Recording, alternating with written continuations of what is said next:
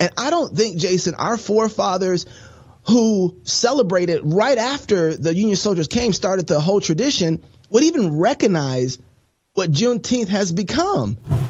Washington, and bring in Chocolate Knox, Dave Shannon, and see how he's celebrating. Dave and his 7 kids and wife, the stereotypical black family. How are you guys, Dave, celebrating Juneteenth out there in Idaho? Well, we went looking for the festival. There wasn't any black festivals for Juneteenth.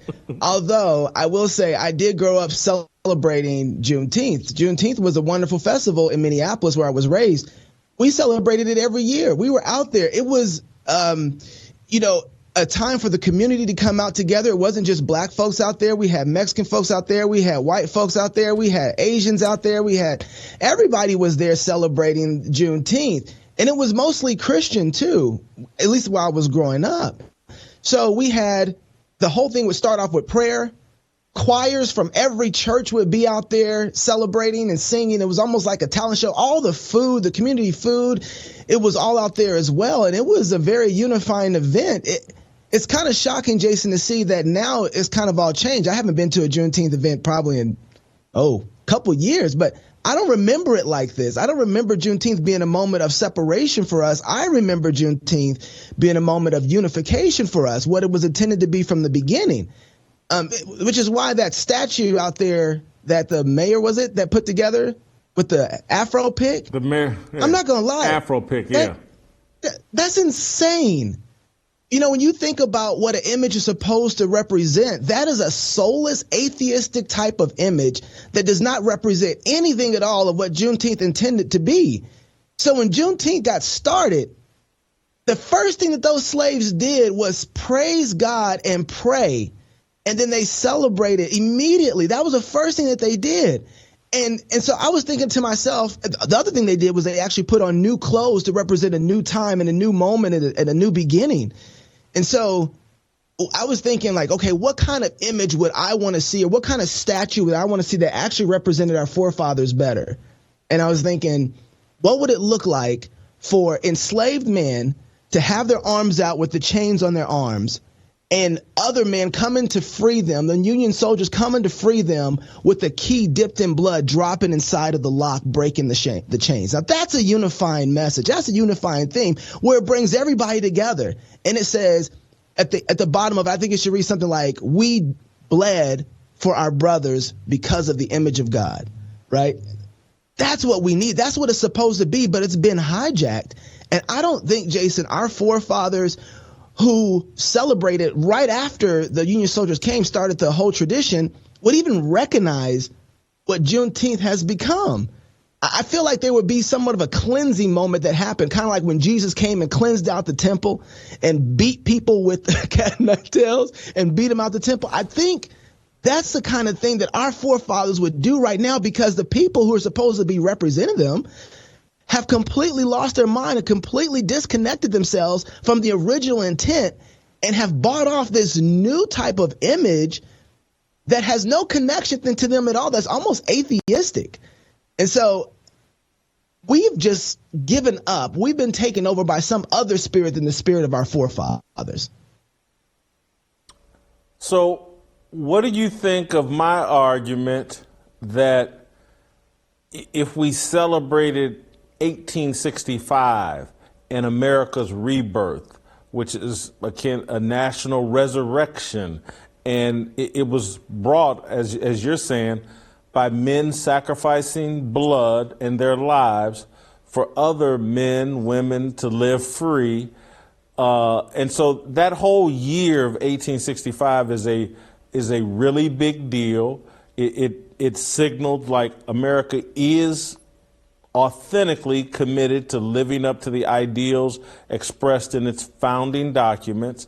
And it just sent this nation in a new, exciting, better direction that eventually turned this nation into the envy of the world.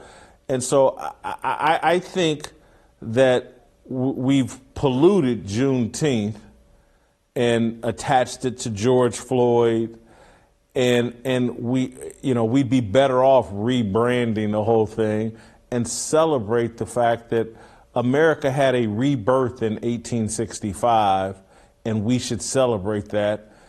America is risen from the dead of the near civil war that destroyed it.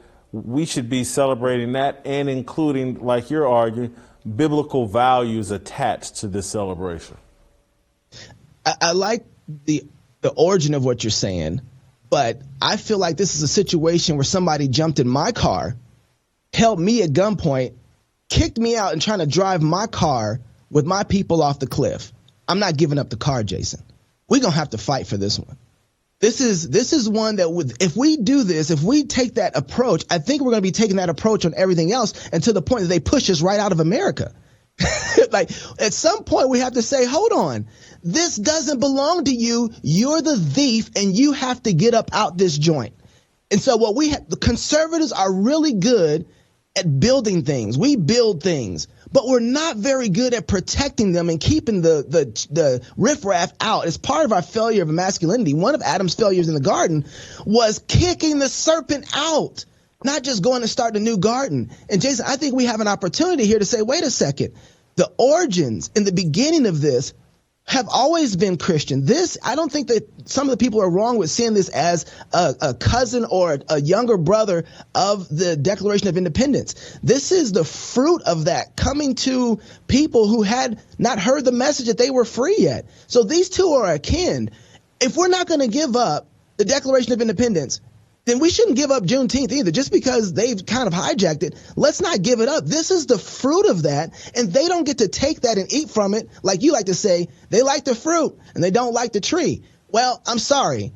You're going to have to enjoy both of those. You get to live in our world. We don't get to live in yours. If you're going to have atheistic ideology and worldview, you have to go. The problem is we don't have enough moral conviction of a culture within ourselves to know how to rescue this thing that's falling. And Jason, that's something that we have to work on. What does it look like then for us to begin a 150-year work project? Because that's about how long it's going to take. What kind of things do I need to be building now so that we rescue not just Juneteenth? Juneteenth is a microcosm of American culture. How do we rescue America? That's the whole thing. We have a 150-year project that we need to be starting plan after making a plan, one thing, then the next thing, then the next thing. This is why you get married. This is why you have kids. This is why you train those kids to love Jesus, because they're going to have kids and they need to be attached to their forefathers and their history so they can learn what God did for them as they move forward through time and space trying to rescue our culture. So if we move off and let them have this point, it's like us giving up the car and letting them drive off the cliff. And I don't want to give up the car, Jason. So I like your point, but I want to fight for something that I think is important. And so you think we can reclaim Juneteenth and snatch it away from an event that has now been totally, in my view, tied to George Floyd? Yeah, I think so. So there's a domino effect of redemption, right? As we begin to reclaim the center of fatherhood, masculinity, womanhood, there's a domino effect that happens with that. Not just is Juneteenth been overtaken, but a lot of our other holidays have been overtaken as well. And so Juneteenth is just one of many other ones that we have to come and reclaim in a full narrative. And it's not, so you might have George Floyd that is kind of the lead character of Juneteenth, but you got a whole slew of secularism and Marxism that's leading the holidays that we have right now. And so, yeah, I think we can take it. I think that what we have to do, though, is say, okay, what is the center and how do we throw a better party around that center so that everybody says, well, wait a second, this is far more unifying. This is far more inclusive. This makes way better sense in the world that I want to live in. We don't throw the kind of parties that tell better stories and have more excitement around them. The left really does a great job around that, and we fell at that. We can throw a better party than they can. We can explain the story better than they can, but we're not doing that. We're not doing that in any kind of way. We just kind of let them take it and say, well, we'll start something new. And all we're doing is starting something else new for them to come in later, 15, 20 years later, and take it over. And so we got to learn not only to build something, but how to keep something. And fighting for something like this, along with other things inside of American culture, will help us develop that type of tenacity.